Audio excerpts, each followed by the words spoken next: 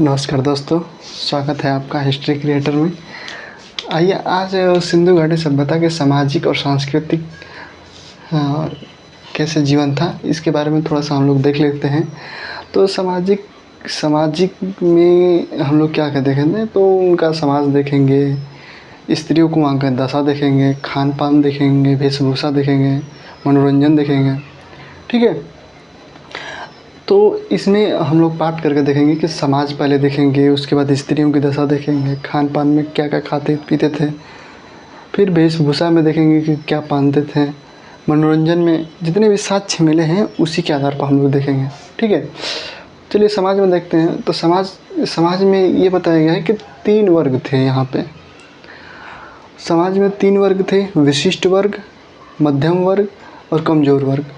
विशिष्ट वर्ग में क्या था कि दुर्ग में जो भी लोग पुरोहित रहते थे, अधिकारी रहते थे, उनको विशिष्ट वर्ग में रखा गया है। ठीक है, तो ये पश्चिमी दुर्ग में रहते थे। पर पश्चिमी जो दुर्ग ऊंचाई पर बनाया गया था, अंदर में कच्ची ईंट से, बाहर पक्की ईंट से। ठीक है, नहीं, अंदर में कच्ची ईंट से और बाहर में पक्की ईंट से बनाया गया था। ठीक है, तो वो उसी दुर्ग में रहते थे। इन लोगों को विशिष्ट वर्ग बोला गया है और ये दुर्ग में रहते थे। मध्यम वर्ग कहाँ रहता था? तो मध्यम वर्ग पूर्वी टीला में रहता था। इसमें आते थे व्यापारी, कारीगर, जुलाहे, शिक्षक, किसान, इसमें आते थे मध्यम वर्ग में। कमज़ोर वर्ग भी था एक। वो कमज़ोर वर्ग मजदूर, दास, सेवक, ये जितने भी थे ये कमज़ोर वर्ग में थे। तो समाज कैसे सिंधु घाटी का सभ्यता बटा हुआ था, तो ये मेनली आपका हिस्ट्री जो राइटिंग आता है मेंस के लिए, उसमें पूछता है कि सिंधु घाटी समाज का सामाजिक और सांस्कृतिक पक्ष को दर्शाइए। तो उसमें इस पॉइंट को डाल के आराम से आप लोग लिख सकते हैं। पहले समाज में देखेंगे तो समाज में 3 तरह का समाज था। विशिष्ट वर्ग का समाज, जिसमें बताया था कि दुर्ग में रहते थे ये लोग, पश्चिमी टीला के दुर्ग में रहते थे, और यहाँ पे जो राजा से संबंधित और पुरोहित जो शिक्षा देते थे वो लोग रहते थे। फिर मध्यम वर्ग में आ जाइए। मध्यम वर्ग में व्यापारी, कारीगर, जुलाहे, शिक्षक, किसान थे।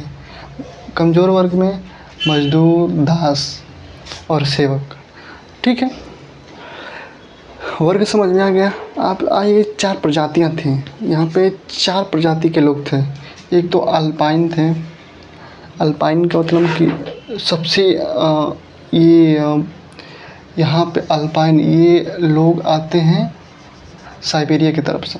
ठीक है, तो ये अल्पाइन प्रजाति के लोग मिलते थे। फिर भूमध्य सागरीय प्रजाति के लोग थे, प्रोटोस्टलाइड थे, मंगोलाइड थे। ये 4 प्रकार के प्रजाति कहाँ पे पाए गए थे? तो सिंधु घाटी सभ्यता में मिले। ठीक है, उसके बाद आ जाइए यहाँ पे स्त्रियों की दशा। किसी भी समाज को जानने के लिए कि समाज कैसे स्थिर रूप में चल रहा है और कैसी समाज की स्थिति है, कितना विकास किया है, कितना डेवलप किया है, तो आपको स्त्रियों की दशा जानना बहुत ही ज़रूरी होता है। स्त्रियों को मैं बताया था कि मातृ देवी की मूर्ति मिली है। मातृ देवी की मूर्ति में वो उर्वरता, एक मातृ देवी की मूर्ति मिली है जिसके योनि से एक वृक्ष निकला हुआ है, और ये उर्वरता यानी कि उपज को दर्शाया गया है। मातृ की जो शक्ति है उसको दर्शाया गया है। ठीक है, तो मातृ देवी की मूर्ति मिली है जो ये मातृ क्या बोलते हैं, मातृ सत्ता समाज को दर्शाती है कि मतलब कि माता का ज़्यादा महत्व था इस समाज में। जैसे कि आज के पितृ समाज का ज़्यादा महत्व है कि पिता से रिलेटेड सारी बातें बताई जाती हैं कि ये फलाने का लड़का है तो उनका लड़का है। तो उसी तरह यहाँ पे माता यानी कि मातृ देवी में ये हो जाएगा कि माता का ज़्यादा बोलबाला रहेगा। यानी कि जो भी कागज़ या कुछ भी रहेगा तो उसमें माता के नाम से ही आगे बताया जाएगा।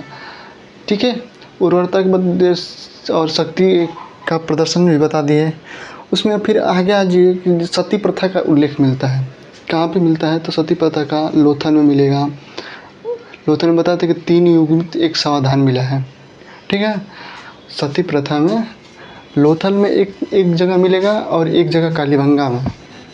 यहाँ पे 2 समाधान मिले हैं, यहाँ पे युग्मित समाधान मिला है और यहाँ पे 3 युग्म मिला है। तो युगल समाधान के और इसका मतलब ये निकाला गया है कि यहाँ पे स्त्री और पुरुष को दफनाया गया है, यानी कि कहीं ना कहीं सती प्रथा का साक्ष्य यहाँ पे देखने को मिलता है। हम लोग पढ़ रहे हैं सामाजिक संस्कृति में स्त्रियों की दशा में मात्र देवी सत्तात्मक समाज को मानेंगे, सिंधु घाटी सभ्यता को। और यहाँ पे सती प्रथा का भी कुछ साक्ष्य मिलते हैं। सती प्रथा में जैसे कि लोथल में 3 युग्मित समाधान है, ठीक है। फिर उसके बाद युग्मित समाधान भी है कालीबंगा में। इतना बात समझ में आ गई। ये माता देवी में आप लोग लिख दीजिए स्त्री की दशा में। उसके बाद आते हैं वेशभूषा पे। वेशभूषा में जैसे क्या क्या लोग पहनते थे, क्या खाते थे पीते थे। तो खान पीन में आ जाते, खान पीन में आपका शाकाहारी थे, मांसाहारी थे, साग सब्जी, चावल गेहूँ, 9 प्रकार के चावल गेहूँ सब मिले हैं। उसको मैं अभी बताऊँगा कृषि में आर्थिक वाला में। तो यहाँ पे शाकाहारी भी थे, मांसाहारी भी थे, ठीक है। जैसे आज का समाज है उसी तरह शाकाहारी और मांसाहारी दोनों थे। वेशभूषा में आ जाइए। वेशभूषा में यहाँ पे सूती का वस्त्र और ऊनी का 2 साक्ष्य मिले हैं। सूती में 2 प्रकार के सूती का कपड़ा था, एक सादा में और एक कढ़ाई में। कढ़ाई में आप लोग को एक साक्ष्य मिला होगा मोहनजोदड़ो का, योगी टाइप में, ऐसे दाढ़ी बढ़ाया हुआ है, योगी टाइप में 3 पलिया साल पहने हुआ है, ठीक है। तो ये कढ़ाई नुमा है। तो इस तरह सूती के जो वस्त्र बनते थे 2 प्रकार के बता सकते हैं। एक सादा बनता है, सादा में कहाँ से, तो जो छुरा मिला है, छुरा को लपेटा गया है, किससे, हड़प्पा काल में जो छुरा मिला हुआ है तो उसको सूती कपड़े से लपेटा गया है। तो इसका मतलब कि कपास के भी साक्ष्य मिलता है। तो यहाँ पे जो कपड़ा बनाया गया था सादा बनाया गया था, तो सादे कपड़े का भी साक्ष्य मिला है। कढ़ाईदार के भी कपड़े का साक्ष्य मिला है जो योगी पहना है, ठीक है।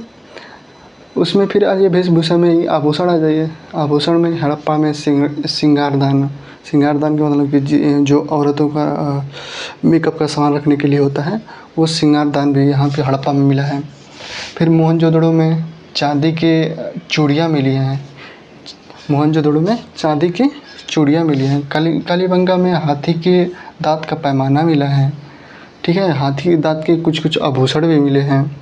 फिर नवसारों में सिंदूर मिला है। चौधड़ों में आपका लिपस्टिक, सौंदर्य प्रसाधन जितने भी होते हैं उससे रिलेटेड सामान मिले हैं।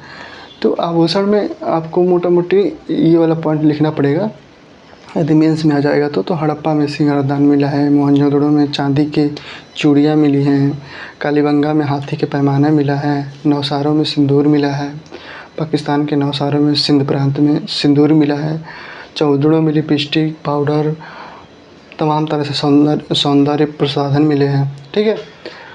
तो समाज भी हो गया हम लोग का, स्त्रियों की दशा भी हो गया, खान पान भी हो गया, वेशभूषा भी हो गया। चलिए अब आते हैं लास्ट में मनोरंजन पर। मनोरंजन के क्या क्या साधन थे, किस प्रकार से खेलते कूदते थे। तो मनोरंजन के साधन में शिकार खेलना था, कि जैसे जंगली जानवरों का शिकार करना पसंद करते थे। फिर उसके बाद मछली पकड़ना इन लोगों का खेला था कि कौन मछली ज़्यादा पकड़ रहा है। फिर उसके बाद ये पक्षियों, जैसे मुर्गा लड़ाई आज का खेल होता है ना, तो उसी तरह पक्षियों को एक दूसरे पक्षी से लड़ाते थे, कौन जीता कौन हारा ऐसे। फिर पासा खेलना था, मंजीरा जो बजाया जाता है मंदिरों में, वो मंजीरा बजाना, यही सब खेल सिंधु घाटी सभ्यता में। आज सामाजिक संस्कृति को हम लोग देख लिए मोटा मोटी। यदि मेंस की दृष्टि से देखा जाए तो ये बहुत ही इम्पोर्टेंट टॉपिक है, लेकिन ये छोटे मोटे एग्ज़ाम और कॉम्पिटिटिव एग्ज़ाम में देखा जाए तो ये बहुत ही कम ही महत्व है, लेकिन लगभग जो साक्ष्य मिलते हैं ये पूछा जा सकता है, ठीक है। तो मिलते हैं अगली वीडियो में, नेक्स्ट वीडियो में। धन्यवाद।